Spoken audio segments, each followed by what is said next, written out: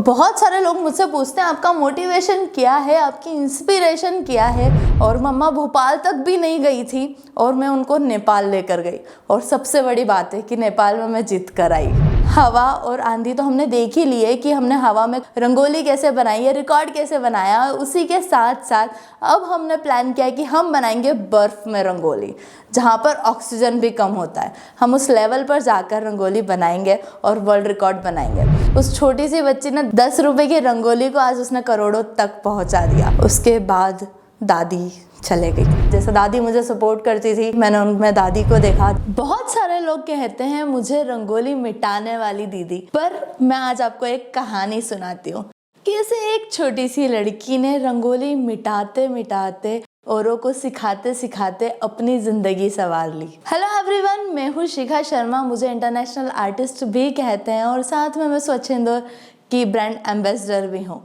और रंगोली क्वीन के नाम से भी मुझे जाना जाता है, क्योंकि बहुत सारी रंगोलियों को बनाकर मिटाया है अभी तक मैंने, और बहुत सारे वर्ल्ड रिकॉर्ड भी बनाए हैं। सो कहानी स्टार्ट होती है उस छोटी सी लड़की से। उसकी आंखों में बहुत सारे सपने थे। कभी उसे डॉक्टर बनना था, कभी इंजीनियर बनना था। तो ऐसे करते करते उसने डॉक्टर की बहुत सारी एग्ज़ाम्स दी। एक एग्ज़ाम उसकी क्लियर भी हो गई और कॉलेज मिला इंदौर के बाहर। बट वो अपनी दादी को बहुत ज़्यादा चाहती थी, मतलब दादी उसके लिए बैकबोन थी। सो वो उसकी फैमिली को छोड़कर जाना नहीं चाहती थी। और एक दिन ऐसा हुआ, डेट शायद 25 दिसंबर 2014, उसने पेपर्स में कुछ पोर्ट्रेट देखे। और पोर्ट्रेट देखने के बाद लगा कि ये खुद के पोर्ट्रेट कैसे बना दिए सभी ने, मतलब क्या आईने में देखकर बनाया है या खुद की फ़ोटो क्लिक करके बनाया है। तो थोड़ा सा डिफ़िकल्ट हो गया था कि कैसे उसने, ये बच्चों ने जो है पोर्ट्रेट जो पेपर में आए हैं वो कैसे बनाए हैं, क्या मैं भी अपना पोर्ट्रेट बना सकती हूँ। उसने बहुत सोचा। बहुत सोचने के बाद उसने अपना खुद का पोर्ट्रेट बनाना स्टार्ट किया। और पोर्ट्रेट स्टार्ट करने के बाद एक कार्टून फेस बन गया। और कार्टून इतना गंदा था कि फेस बिल्कुल मैच नहीं हो रहा था। तो उसने क्या किया, कलर्स लिए और उसके ऊपर कलरिंग करना स्टार्ट कर दिया कि शायद मेरे जो कपड़ों का कलर है उसको देखकर तो शायद पहचान में आ जाएगा कि वो मेरा ही पोर्ट्रेट है। ऐसा करते करते वो कलर पोर्ट्रेट भी कंप्लीट हो गया। बट कलर पोर्ट्रेट भी मैच नहीं कर रहा था, वो भी और थोड़ा सा ख़राब बन गया था। फिर उसने क्या किया, उसने अपने पोर्ट्रेट पे अपना नाम लिख दिया ताकि अगर कोई देखे तो उसे समझ आ जाए कि वो उसी का पोर्ट्रेट है। पर उसने वहाँ पर भी हार नहीं मानी। उसने अपने सारे कजिन्स के पोर्ट्रेट बनाकर अपनी वॉल पर लगा दिए। और घर पे जितने भी लोग आते थे, गेस्ट आते थे, वो पोर्ट्रेट देखकर बोलते थे कि वाह क्या बनाया है, आप हमारे बच्चों को भी सिखाइए। और ऐसा करते करते वहाँ उनके पास स्टूडेंट्स आने लगे और उन्होंने सिखाना स्टार्ट किया। सो एक छोटी सी लड़की जिसे कुछ भी नहीं पता था आर्ट के बारे में, उसने एक न्यूज़पेपर में किसी का पोर्ट्रेट देखकर इंस्पिरेशन ली और वहाँ से बनाना चालू किया और बनाते बनाते सिखाना चालू किया। सो गाइस, वो जो छोटी सी लड़की के बारे में मैंने आपको बताया जिसने कार्टून वाले पोर्ट्रेट बनाए थे, वो भी खुद के, वो मैं ही हूँ। हाँ जी, मैं पहले ऐसा ही बनाती थी। आपको लगता है ना कि आप ऐसा बनाते हो, आप शिखा दीदी जैसे नहीं बन पाओगे या उतना आगे नहीं पहुंच पाओगे, ऐसा नहीं है। मैं आपको बताती हूँ अपनी जर्नी के बारे में, मैंने कैसे स्टार्ट किया। मुझे कुछ भी नहीं आता था, मुझे आइज़ बनाते तक भी नहीं आती थी। मेरे पास बच्चे आने लगे थे, सीखने आने लगे थे, मुझे समझ नहीं आता था कि मैं उन्हें कैसे सिखाऊं। फिर मैं बहुत ज़्यादा प्रैक्टिस करती थी, आइज़ बनाने की प्रैक्टिस करती थी। और जब आपके पास छोटे बच्चे आते हैं ना, तब आपका निकलता है टैलेंट कि आप उनको कैसे सिखाएंगे ईजी वे में। और जब आप ईजी वे में सिखाना चालू करते हैं तो आपके पास बहुत सारे टिप्स एंड ट्रिक्स आ जाते हैं कि आप कैसे उन्हें बताएंगे। तो वहाँ से मेरी जर्नी स्टार्ट हुई। फिर मैंने कॉलेज में एडमिशन लिया। मैंने सोचा कि नहीं, मुझे बीए ही करना है। और सारे जितने कॉलेज के एडमिशन थे वो हो चुके थे बंद। मतलब हर जगह मैं चले गई दादी के साथ। दादी मेरा बहुत बड़ा सपोर्ट सिस्टम है, मतलब बैकबोन बोले तो वो भी कम होगा उनके लिए। वो ऑटो में मेरे साथ पूरे सारे कॉलेजेस के चक्कर काटते काटते आई। फिर हमें पता चला कि जो न्यू जीडीसी कॉलेज है इंदौर में, उसके एडमिशन अभी ओपन है और वो भी 5 बजे तक बंद हो जाएंगे और सेम डे पर। और 3 बजे तक हम उस कॉलेज में पहुँचे और वहाँ जाकर पता चला कि हमें डॉक्यूमेंट लेकर आना है और ऑनलाइन हमको रजिस्ट्रेशन करवाना है, मतलब जो भी सारी एडमिशन की प्रोसेस एक्सरसाइजेस होती है वो करवाना है, और बारिश बहुत ज़्यादा हो रही थी। बट दादी ने मेरा साथ नहीं छोड़ा, दादी ने 5 नहीं बजने दी उसके पहले घर से डॉक्यूमेंट लेकर आए और एडमिशन हुआ। एडमिशन होने के बाद मुझे समझ नहीं आ रहा था कि बीए में क्या करना है। बीए में मेरे 3 सब्जेक्ट थे, एक तो हिस्ट्री था, ड्राइंग पेंटिंग था और एक था सितार। मतलब मैं सितार भी बजाती थी। थोड़ा सा एक आर्टिस्ट होते हैं ना, तो आर्टिस्ट को म्यूज़िक से बहुत ज़्यादा प्यार होता है, तो सितार के साथ साथ ड्राइंग पेंटिंग करना स्टार्ट किया और यहाँ से स्टार्ट होता है कंपटीशन। सो कॉलेज में कंपटीशन स्टार्ट हुए और कुमकुम मैम जो मेरी गुरु जिन्हें मैं मानती हूँ, तो उन्होंने बताया कि अब आपको यहाँ पर कंपटीशन में पार्ट लेना है और देखते हैं कि कौन सा स्टूडेंट बहुत अच्छा करता है। सो नॉर्मली मुझे नहीं पता था कि वो नेशनल या इंटरनेशनल तक मुझे लेकर जाएगा कंपटीशन। मैंने उसमें पार्ट लिया। पार्ट लेने के बाद मैंने वहाँ पर रंगोली बनाई, क्ले मॉडल बनाया और मैं अपने घर आ गई। रिज़ल्ट का मुझे कुछ भी नहीं पता था। और ऐसा होता है कि जोनल लेवल होता है, मतलब स्टेट होता है, जोनल होता है और नेशनल होता है। अगर आप जो डिस्ट्रिक्ट लेवल है उसमें अगर आप क्रॉस कर देते हैं, जो हमारा कॉम्पिटिशन हुआ था, तो अगर आपका फर्स्ट नंबर आता है तो आप जाते हैं जोनल, और अगर सेकेंड आता है तो आप जाते हैं स्टेट, और जोनल अगर आप क्रॉस कर देते हैं तो आप जाते हैं नेशनल एंड देन इंटरनेशनल। सो मुझे पूरी उम्मीद थी कि मैं हारूंगी, मुझे कुछ नहीं मिलने वाला है। मैं घर आई और मैम का फ़ोन आया कि आप आइए, यूनिवर्सिटी से आपका फॉर्म सबमिट करना, आपको बाहर जाना है कंपटीशन के लिए। सो मैं बहुत ज़्यादा एक्साइटेड हो गई थी कि मेरा स्टेट लेवल में सिलेक्शन हो गया है, फर्स्ट नहीं तो सेकंड तो मेरी रैंक आई ही होगी, तभी मुझे बुलाया है। मैं डीएवीवी गई, डीएवीवी से मैं अपना जो फॉर्म है वो लेकर आकर मैंने मम्मी और दादी को बताया कि देखो ये मेरा फॉर्म है, मुझे जाना है। और कुछ भी आइडिया नहीं था कि कैसे जाना है, कहाँ जाना है, क्या कंपटीशन होगा, कुछ भी आइडिया नहीं था। और फिर मैम को कॉल किया, मैम को कॉल करके बोला कि मैम मैं फॉर्म लेकर आ गई हूँ, अब इसे फ़िल कैसे करना है। तो मैम ने बोला कि ऐसे ऐसे फ़िल कर दो। मैंने जब वो फॉर्म ध्यान से पढ़ा तो मुझे पता चला कि ये फॉर्म तो जोनल लेवल का है, मतलब मुझे डायरेक्ट स्टेट में नहीं जोनल लेवल पर compete करने का चांस मिला। सो बहुत ज़्यादा खुश हुई मैं। पहले तो बहुत ज़्यादा शॉक्ड हुई कि गलती से शायद मैं गलत फॉर्म लेकर आ गई हूँ, बट ऐसा कुछ भी नहीं था। मेरा सिलेक्शन हो गया था और सिलेक्शन के बाद मैं गई झांसी, और दादी और मम्मा मुझे छोड़ने गए थे रेलवे स्टेशन पर। मतलब मुझे टीम का कोई आइडिया नहीं था, सर मैम का कोई आइडिया नहीं था, कौन जाएंगे हमारे साथ, कुछ भी आइडिया नहीं था। बस मैं उठ के चल दी थी कि नहीं इस बार तो कुछ कंपटीशन में कर ही आऊँगी, हारूंगी बट कुछ सीख कर ही आऊँगी। तो हम गए झांसी पूरी टीम गई थी, ड्रामा, स्किट, डांस की, बहुत सारे बच्चे मेरे साथ गए थे। बट वहाँ जाकर जो मैंने बनाया वो इतना अजीब था कि मैं वहाँ से हार कर आई। बाकी सब वहाँ से ट्रॉफ़ी लेकर आए थे, बट वहाँ मुझे बहुत कुछ सीखने को मिला। और लकीली उसके बाद फिर मैं स्टेट भी गई, क्योंकि जो सेकंड आई थी वो अब्सेंट हो गई थी। पता नहीं मेरी किस्मत में कुछ ऐसा है कि सारे रास्ते खुल जाते हैं। और जो कुमकुम मैम हैं उनको मैं हमेशा यही बोलती हूँ कि आप मुझे मंजिल तो दिखाते ही हो, साथ में वो कोहरा भी हटा देते हो, तो मुझे मंजिल तक पहुँचने में इतना टाइम नहीं लगता। और दादी तो है ही मेरे साथ, जो हाथ पकड़कर मंजिल तक तो पहुँचा ही देती हैं।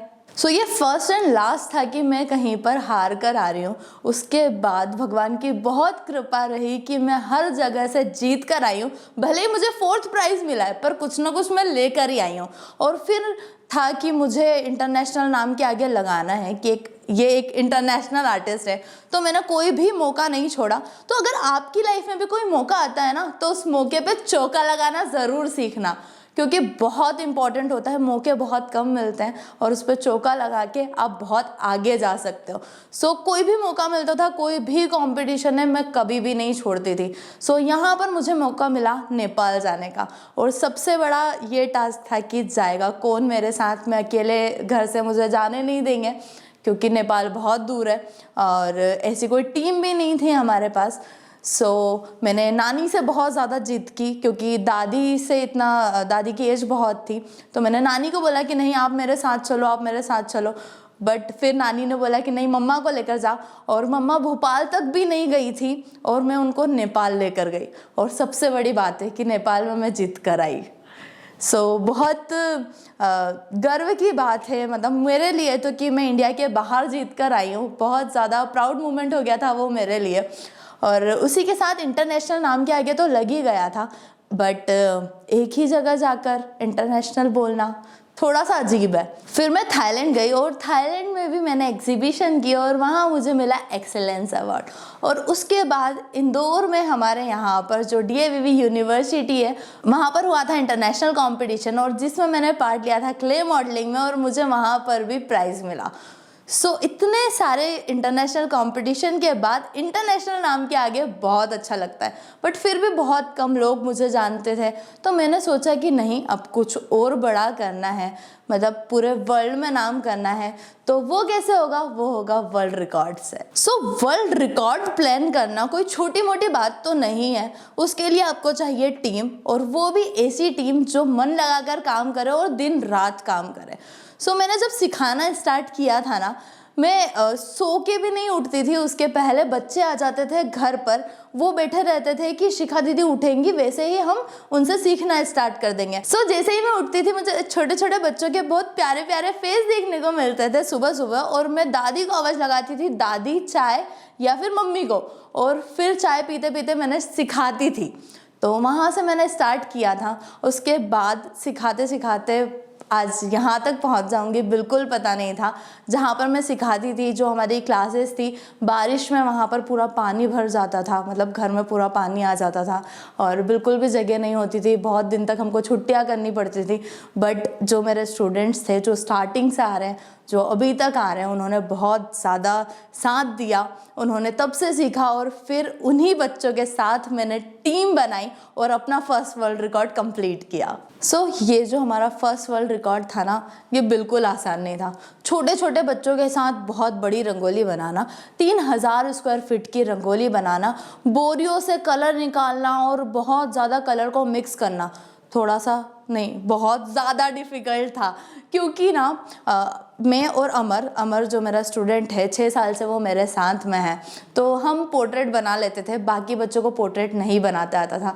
उनको सिर्फ नॉर्मली जब वो कलर फील करते थे, तो दिवाली पर जो कलर हम रंगोली बनाते हैं वैसे ही बनाते आती थी। और इतने बड़े एरिया में रंगोली बनाना, मतलब आपको छोटा बैठ कर रंगोली बना रहे हो, आप थकोगे भी कम और बहुत कम टाइम में कंप्लीट हो जाएगी। बट ये जो 3000 स्क्वायर फीट की रंगोली थी, इसको बनाने में इतना ज़्यादा टाइम लगा, और साथ में बोरियों से कलर आपको डालना होता है, तो उसमें तो और भी ज़्यादा टाइम लगा। सारे बच्चे बहुत ज़्यादा थक चुके थे और अमर और मैं पूरी रात गांधी जी का पोर्ट्रेट बना रहे थे।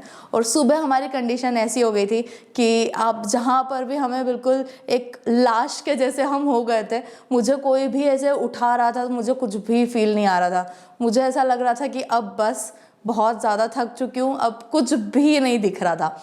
और फिर हमें रेडी होकर आना था वापस वहाँ पर जहाँ पर हमारा इवेंट था, और मीडिया वाले भी सब आ चुके थे। तो जैसे तैसे उस कंडीशन में मैं अपने घर गई, रेडी होकर आई। अब सबसे बड़ा टास्क था कि हमने रिकॉर्ड तो बना लिया है, अब मीडिया के सामने कैमरा फेस करके बोलना। और मैं इतना कैमरा फ्रेंडली थी ही नहीं, कभी भी नहीं थी। और अभी भी मैं बहुत जगह जाती हूँ तो मैं बोल ही देती हूँ कि आप मुझसे रंगोली बनवा लीजिए, वो मैं बना दूँगी, बोलना मुझसे नहीं हो पाएगा। तो तब भी यही था, जैसे तैसे हमने वो कंप्लीट किया। बट उसके बाद इतना ज़्यादा नाम हो गया कि एक छोटी सी लड़की ने सिखाते सिखाते इतना ज़्यादा सीख लिया कि वर्ल्ड रिकॉर्ड बनाया, वो भी छोटे छोटे बच्चों के साथ मिलकर। सारे स्कूल गोइंग स्टूडेंट्स थे और मैंने भी स्कूल से ही स्टार्ट किया था अपनी जर्नी को। मैंने स्ट्रगल बहुत ज़्यादा किया, बहुत सारे बच्चों को भी सिखाया। उसके बाद भी जब मैं कॉलेज जाती थी तो मुझे कुछ रिलेटिव्स बोलते थे कि कहाँ तुम MBBS छोड़कर यहाँ BA में तुमने एडमिशन लिया है, क्या कर रही हो यहाँ पर। तो बहुत ज़्यादा अजीब लगता था कि शायद मैंने कुछ गलत तो नहीं कर दिया, शायद ऐसा तो नहीं है कि मैं बहुत बड़ी चीज़ छोड़कर आई हूँ। बट ऐसा कुछ भी नहीं था। जो मैं छोड़कर आई थी ना, उससे 10 गुना मेरी मेहनत से मैं आगे बढ़ चुकी हूँ।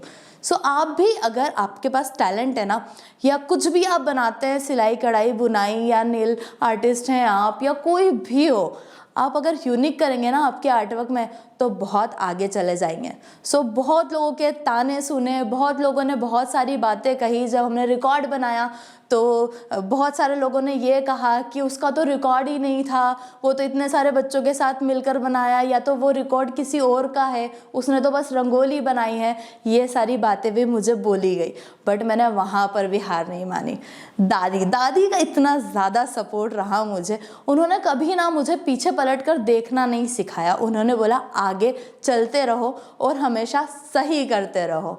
जब मैं कॉम्पिटिशन्स में जाती थी, मेरे एग्ज़ाम्स होते थे तो हम क्या करते थे कि एग्ज़ाम देने में जाती थी, मेरा बैग पैक रहता था, रंगोली दादी पूरी छानती थी। दादी और मम्मी रंगोली के कलर छान के रखती थी। दादी उसे कॉलेज तक लाती थी। कॉलेज के बाहर वो 3 घंटे बैठती थी कि मैं अपनी एग्ज़ाम देकर आऊँगी और फिर हम वहाँ से कंपटीशन के लिए जाएंगे। बहुत ज़्यादा दादी का सपोर्ट रहा। और एक बार तो ऐसा हुआ था कि मैं पीएमटी की एग्ज़ाम देने के लिए गई थी और ऑटो से दादी मुझे लेकर गई थी और वहाँ पर बहुत बारिश हो रही थी उस टाइम पर। मैंने एग्ज़ाम दी, पूरा टाइम में अंदर थी, 3 घंटे के बाद मैं बाहर निकली और दादी बारिश में छाता लगाए बैठी हुई थी कॉलेज के बाहर। मैंने पूछा आप बाहर क्यों बैठे हो? तो दादी ने बोला पता नहीं ना कि तेरा एग्ज़ाम कैसा जाए, अगर तू घबराते हुए बाहर आएगी तो तेरे पास कोई तो होना चाहिए ना।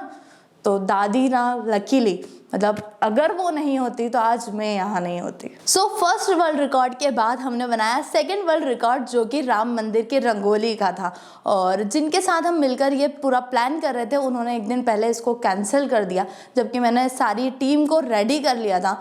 और उसके बाद आए शान हमारे वर्ल्ड रिकॉर्ड में। रातों रात हमने मिलकर एक जगह ढूंढी और सुबह वहाँ पर वर्ल्ड रिकॉर्ड बनाना चालू किया। और दूसरे दिन जब हमारा इनॉग्रेशन था, हमारी रंगोली कंप्लीट हो गई थी, तो मैं पूरी दुनिया में छा चुकी थी। मतलब मुझे नहीं पता था कि मेरी राम मंदिर की जो रंगोली है वो इतनी ज़्यादा वायरल होगी, इतनी ज़्यादा फेमस हो जाऊंगी मैं उस रंगोली की वजह से। और फिर जो अयोध्या की टीम थी, उन्होंने फ़ोन करके हमें भोपाल बुलाया कि आपने जो वहाँ पर बनाई थी रंगोली बड़ी सी, उसका छोटा सा पार्ट हमें यहाँ बनाकर दिखाई है। तो वो बहुत ज़्यादा स्पेशल मोमेंट था मेरे लिए। और उसी के साथ 1 2 3 4 5 6 जो 6th वर्ल्ड रिकॉर्ड था हमारा, वो था 12,000 स्क्वायर फीट का। तो हम बड़ी से बड़ी रंगोलियाँ बनाते गए सारे बच्चों के साथ मिलकर। और फिर हमने एक और टास्क लिया कि हम बनाते हैं इंदौर से केदारनाथ तक की रंगोली, जो कि अगर आप नॉर्मली कहीं पर रंगोली बनाते हैं, जो कि हमारा 6th वर्ल्ड रिकॉर्ड था कि हमने एक खेत में रंगोली बनाई थी। हम जितना भी कलर डाल रहे थे वो कलर नीचे जाते जा रहा था, मतलब ग्रास से दिख ही नहीं पा रहा था, रंगोली नहीं दिख पा रही थी। बट हमने नीचे बहुत ज़्यादा कोटिंग की। जो 12,000 स्क्वायर फीट की रंगोली है वो 12,000 स्क्वायर फीट की नहीं थी, उससे 4 गुना ज़्यादा थी, क्योंकि 4 कोटिंग की हुई थी हमने कलर की उस फ्लोर के ऊपर। और ये टास्क के बाद हमने सोचा कि अब हम हवा और आंधी तो हमने देख ही ली है कि हमने हवा में रंगोली कैसे बनाई है, रिकॉर्ड कैसे बनाया। उसी के साथ साथ अब हमने प्लान किया कि हम बनाएंगे बर्फ़ में रंगोली, जहाँ पर ऑक्सीजन भी कम होता है। हम उस लेवल पर जाकर रंगोली बनाएंगे और वर्ल्ड रिकॉर्ड बनाएंगे। हमारी जर्नी स्टार्ट हुई इंदौर से, छोटे छोटे बच्चों के साथ। बहुत सारे लोगों ने मना किया कि उन्नति है, बेटू है, जो कि बहुत ज़्यादा छोटे हैं, उनकी एज बहुत ज़्यादा कम है और वहाँ पर ऑक्सीजन कम होता है। उस कंडीशन में आप रंगोली कैसे बनाओगे, इतने कलर्स लेकर कैसे जाओगे, और सारे बच्चे जा रहे हो, कोई तो बड़ा होना चाहिए। बट मैंने कहा कि नहीं, मैं सभी का ध्यान रखूंगी और मैं सभी को लेकर जाऊंगी, और जैसे लेकर जा रही हूँ वैसे ही लेकर आऊँगी। सभी की फैमिली ने इतना ज़्यादा सपोर्ट किया और हमने हमारा 7th वर्ल्ड रिकॉर्ड केदारनाथ में जाकर कंप्लीट किया। वहाँ पर भी बनाना इतना आसान नहीं था, वहाँ पर बहुत ज़्यादा बारिश हो रही थी, बर्फ़ गिर रही थी। वहाँ के जो पुरोहित जी है उन्होंने कहा कि 3 किलोमीटर ऊपर बर्फ़ गिरी है और हमें रंगोली बनानी थी नवरात्रि के पहले दिन। हम सोच कर गए थे कि हम उनके मंदिर को सजाएंगे, वो भी नवरात्रि में, और बहुत ज़्यादा डिफ़िकल्ट हो गया था जब बारिश रुकने का नाम ही नहीं ले रही थी। तो पुरोहित जी ने कहा कि अब तो यहाँ पर बर्फ़ गिरने ही वाली है, आप लोग कुछ कर लीजिए।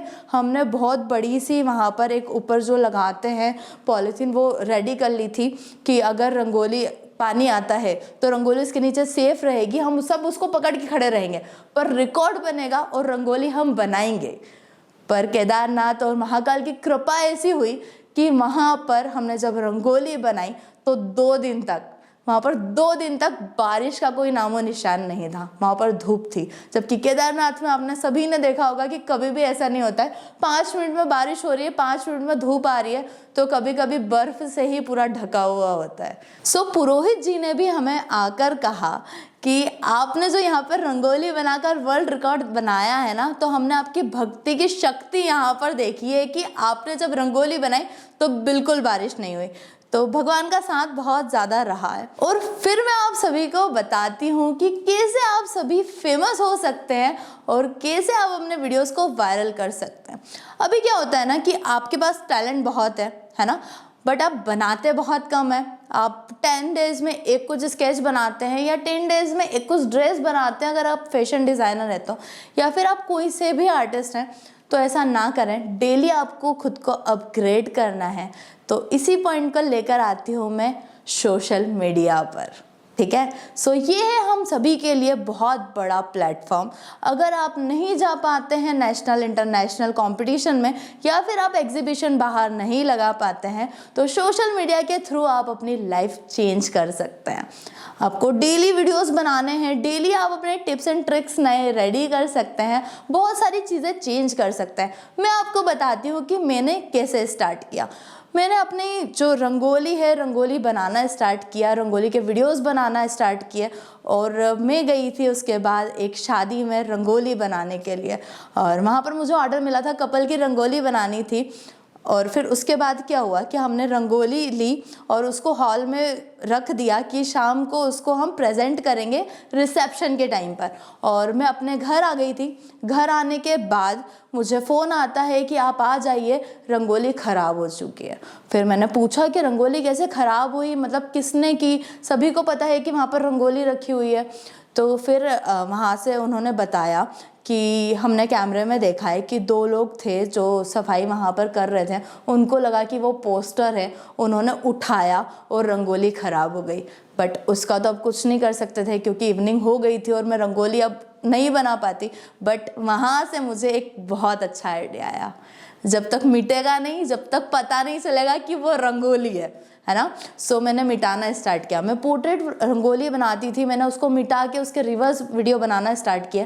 वहाँ से मेरे टिकटॉक के जो फॉलोवर्स हैं वो बढ़ते गए बढ़ते गए बढ़ते गए।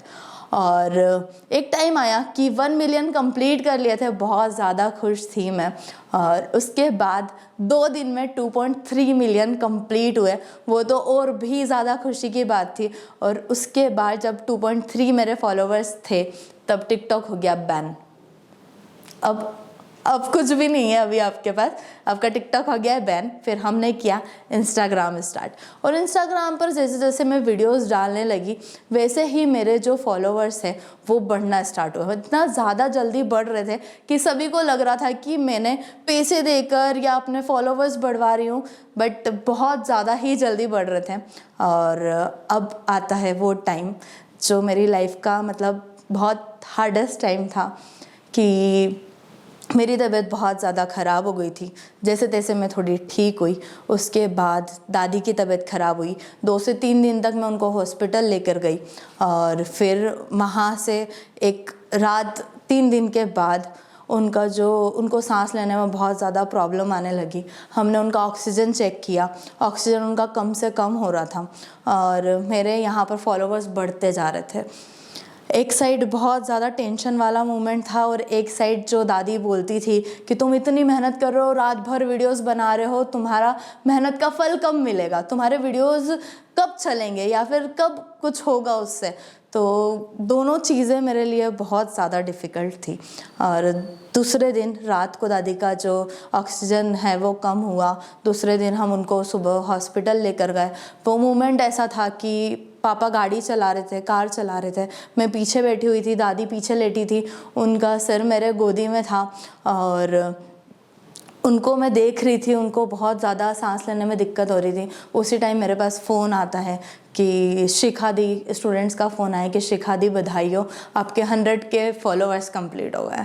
तो जिस चीज़ की मेरे को बहुत ज़्यादा ज़रूरत थी कि हाँ 100 के कब होंगे, बट वो ऐसे मोमेंट पे हुआ कि कुछ कहा नहीं जा सकता। उसके बाद दादी चले गई, मतलब बहुत ज़्यादा हार्डेस्ट टाइम था वो मेरे लिए। बेड नहीं मिल रहे थे, बहुत सारी चीज़ें हो रही थी और कोविड के टाइम पर वो चली गई। उसके बाद मैंने बहुत ज़्यादा मेहनत की। मैं घर पर नहीं रुक पाती थी क्योंकि घर पर जब तक मैं रहूँगी मुझे उनकी याद आएगी।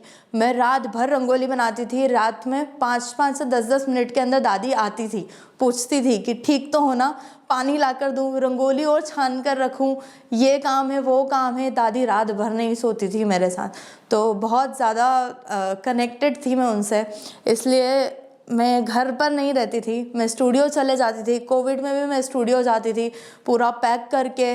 मैं, अमरजीत, उन्नति, अर्पिता, कुछ जो बहुत क्लोज मेरे स्टूडेंट्स हैं, हम सब मिलकर वहाँ पर दिन रात वीडियोस बनाते थे। और उन दिन रात की मेहनत का फल हमें ऐसे मिला कि हर दूसरे दिन 100 के से 200, 300, 400, 500 ऐसे हमने 2 महीने में 1 मिलियन का सफ़र तय किया। सो मैंने आप सभी को ये तो बताया कि मेरी लाइफ का जो हार्डेस्ट पॉइंट था वो क्या था, बट एक वो भी पॉइंट है जब मैं बहुत ज़्यादा खुश थी, बहुत ज़्यादा खुश, मतलब सातवें आसमान पर थी, क्योंकि मैंने जो अपना 5th वर्ल्ड रिकॉर्ड बनाया था उसमें विराट कोहली सर की रंगोली बनाई थी और उनके बर्थडे पर उसे अपलोड की थी और विराट कोहली सर ने उसकी स्टोरी अपलोड की। इतने बड़े अकाउंट से, जो हमारा इंडिया का सबसे बड़ा अकाउंट है इंस्टाग्राम पर, उस पर अपनी स्टोरी देखना मतलब सातवें आसमान को छू लेना, वो वाली फीलिंग्स थी मेरे लिए। मतलब बहुत ज़्यादा एक्साइटेड थे। वो खुशी मैं आप सभी को नहीं बता सकती हूँ अभी। बहुत ज़्यादा एक्सट्रीम लेवल पर मैं खुश थी। और उसी के बाद फिर हम आए यूट्यूब पर, और YouTube पर 1, 2, 3, 4 ऐसे करते करते हमारा 7 मिलियन कंप्लीट हो गया और 8 मिलियन भी जल्दी से कंप्लीट होने वाले हैं। और उसी के साथ साथ मेरे 6 अलग से चैनल है जिन पे हम बहुत सारी चीज़ें सिखाते हैं, और सिखाते सिखाते अभी तक मैं 5000 प्लस स्टूडेंट्स को सिखा चुकी हूँ। और जो मैंने जिन स्टूडेंट्स को सिखाया, जो स्टार्टिंग से मेरे साथ है, जिन्होंने वर्ल्ड रिकॉर्ड्स बनाए हैं, मेरी टीम, प्राउड पता है मुझे किस बात का होता है? मेरी जो टीम है ना, वो ही बहुत ज़्यादा बच्चों को पूरे इंडिया में सिखा चुकी है। हम ऑनलाइन क्लासेस लेते हैं और उसमें आर्ट का इतना ज़्यादा नॉलेज देते हैं कि कभी भी कोई पेरेंट ये ना बोले कि आर्ट में क्या रखा है, वो भी अपने वीडियोस को उस लेवल तक लेकर जा पाए। बहुत सारे लोग मुझसे पूछते हैं आपका मोटिवेशन क्या है, आपकी इंस्पिरेशन क्या है? तो वो है मेरी खुद की लाइफ। मैंने आपको बताया था ना, एक छोटी सी बच्ची जिसने खुद ने न्यूज़पेपर से देखकर स्टार्ट किया था, उस छोटी सी बच्ची ने 10 रुपए की रंगोली से स्टार्ट किया था। 10 रुपए की रंगोली को आज उसने करोड़ों तक पहुंचा दिया। तो रंगोली की जो कीमत है ना, वो बहुत कम है, बट उससे आप टैलेंट बहुत ज़्यादा दिखा सकते हो, है ना। बहुत छोटी सी चीज़ से मैंने स्टार्ट किया है, आप भी बहुत छोटी सी चीज़ से स्टार्ट कर सकते हो, उसे पूरे दुनिया तक ले जा सकते हो। और ऐसा कुछ नहीं है कि कोई भी काम छोटा होता है, कोई भी काम छोटा नहीं होता है। अगर आप में टैलेंट है ना, तो आप उस काम को एक इंटरनेशनल लेवल तक या उससे आप वर्ल्ड रिकॉर्ड भी बना सकते हो। और आप हमेशा बोलते हैं ना कि ये परेशानी आ गई या वो परेशानी आ गई, तो परेशानियाँ किसकी लाइफ में नहीं आती। जब मैं रंगोली बनाती थी ना दादी वाले घर पर, क्योंकि मेरे हर काम की शुरुआत दादी वाले घर से होती है, आपने ये बहुत सारी जगह सुना होगा, देखा होगा। तो मैंने रंगोली जब मैं वहाँ पर बनाती थी, फ्लोर पे बनाती थी, वो बहुत नीचे है घर, और बारिश में वहाँ पर पूरा पानी आ जाता था। एक बार मैंने गणेश जी की रंगोली वहाँ पर बनाई, गणेश जी और एक छोटी बच्ची जो हमारे घर में काशवी है, उनकी रंगोली मैंने वहाँ पर बनाई, पूरी ड्रॉ कर ली, आधा मैं कलर कर चुकी थी, और घर में पानी आना स्टार्ट हुआ। मैं, दादी, मेरे स्टूडेंट्स अमरजीत और हम सब ने, मेरा छोटा भाई है रुद्र, हम सब ने ना जो अपने पास बोर्ड होते हैं वो बोर्ड लिया, बोर्ड से हम पूरे घर के बाहर पानी निकालते रहे कि वो रंगोली तक पानी ना आ जाए। बट एक टाइम ऐसा आया कि पूरी रंगोली पर पानी आ गया, और ऐसा मेरे साथ बहुत बार हुआ है, क्योंकि बारिश में मैं कभी भी कुछ बना ही नहीं पाती थी, बहुत सारी परेशानियां आती थी, बहुत सारी चीज़ें होती थी।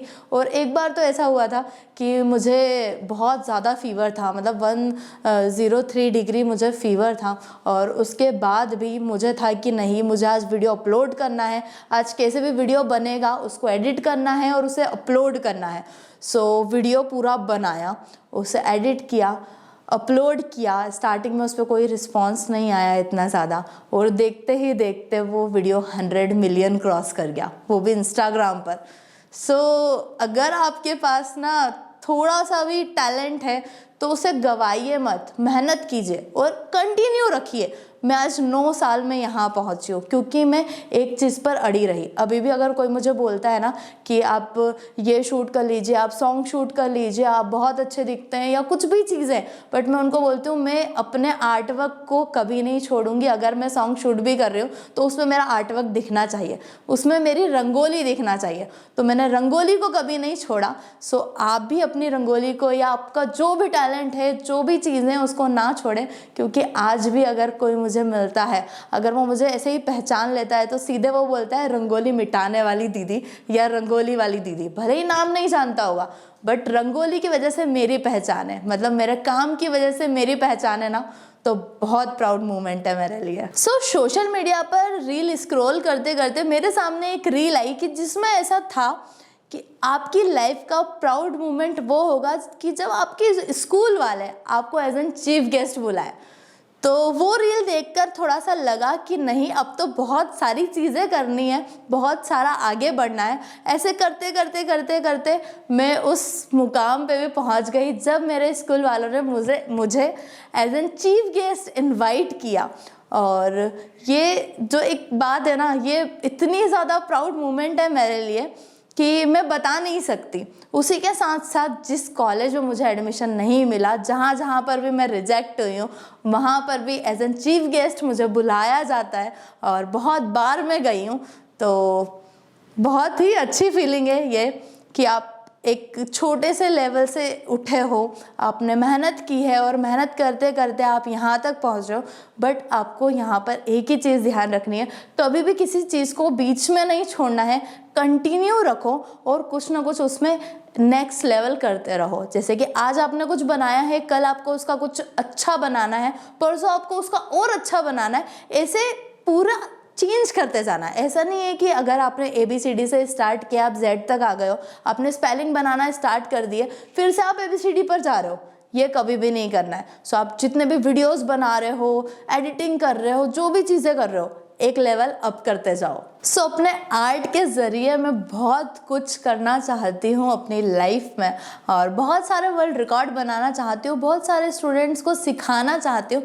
उन सब के साथ मिलकर बहुत अलग ही लेवल की अपनी आर्ट की दुनिया बनाना चाहती हूँ कि कोई पेरेंट्स अपने बच्चों को ये ना बोले कि आर्ट में क्या रखा है, या फिर आर्ट क्यों करना है, या फिर जब स्टूडेंट्स के आर्टवर्क को फाड़ दिया जाता है या फिर उसे कचरे में फेंक दिया जाता है कि इसकी कोई वैल्यू नहीं है, उसकी मैं वैल्यू बढ़ाना चाहती हूँ, उसको मैं बहुत ऊपर तक ले जाना चाहती हूँ, ताकि अगर किसी में टैलेंट है ना तो टैलेंट दब कर ना रहे, टैलेंट निखरे और इतना निखरे कि पूरी दुनिया पर छा जाए।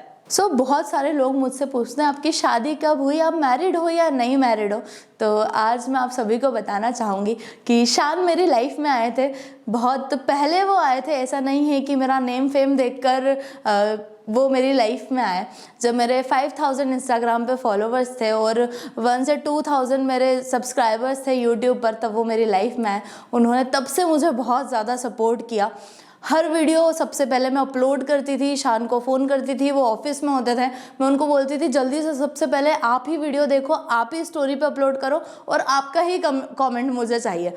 तो ये मेरा डेली होता था।